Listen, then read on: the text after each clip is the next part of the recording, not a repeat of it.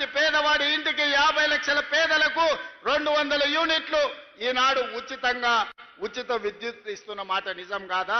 పేదలకందరికీ ఇవాళ 3,10,00,000 మందికి సన్న బియ్యాన్ని రాష్ట్ర ప్రభుత్వం అందిస్తున్న మాట వాస్తవం కాదా?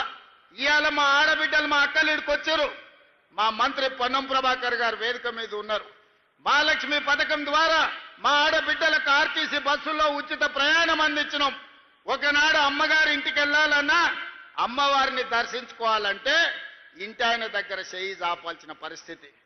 ఇవాళ మా అక్కలకి ఇంటి ఆయన ఆఫీసుకు పోతే అమ్మవారి దర్శనం చేసుకొని అమ్మగారి ఇంటికి పోయి పలకరించి మళ్ళా సాయంత్రానికి ఉచితంగా ఇంటికి వచ్చే ఏర్పాటు మా ఆర్టీసీ బస్సుల్లో మహాలక్ష్మి పథకం ద్వారా ఉచిత ఆర్టీసీ బస్సు ప్రయాణం ఇచ్చినాం. ఈ 16-17 నెలల దాదాపుగా 5,500 కోట్ల రూపాయలు ఈరోజు ఆడబిడ్డల ఉచిత బస్సుకు మనం ఖర్చు పెట్టడం జరిగింది. ఇదే కాదు, మా ఆడబిడ్డలు ఉన్నారు, సంఘాల సభ్యులు ఉన్నారు. ఈరోజు ఎవరెవరో పెద్ద పెద్ద వ్యాపారస్తులు బస్సులు కొని ఆర్టీసీకి కిరాయికి ఇస్తున్నారు.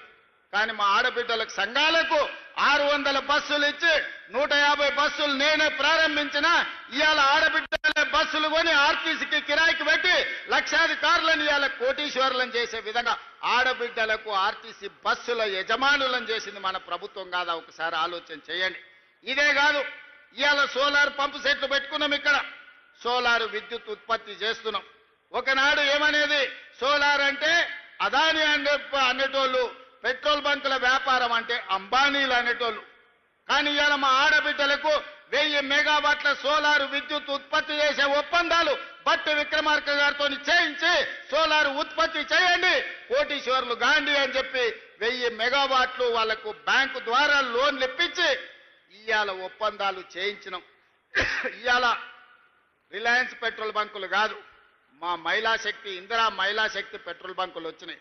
నారాయణపేటలో నేనే స్వయంగా వెళ్ళి మా ఆడబిడ్డలు నడుపుతున్న పెట్రోల్ బంకును ప్రారంభించి మా ఆడబిడ్డలు పెట్రోల్ బంకులు నడపగలరని ఇవాళ ఆడబిడ్డలను పెట్రోల్ బంకుల యజమానులను ఇవాళ మనం చేయలేదా? మీరు ఆలోచన చేయండి.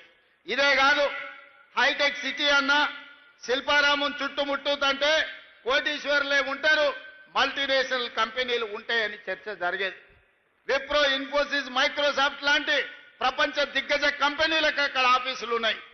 కానీ అక్కడనే 3.5 ఎకరాల స్థలం మా మహిళా సంఘాలకు ఇచ్చి వాళ్ళు ఉత్పత్తి చేసే వస్తువులను అమ్ముకోవడానికి ప్రపంచ కంపెనీలతో పోటీ పడే విధంగా మా ఆడబిడ్డలకు శిల్పారామం పక్కన 3.5 ఎకరాల భూమి కేటాయించి 106 స్టాళ్లు పెట్టి వాళ్ళ ఉత్పత్తులన్నీ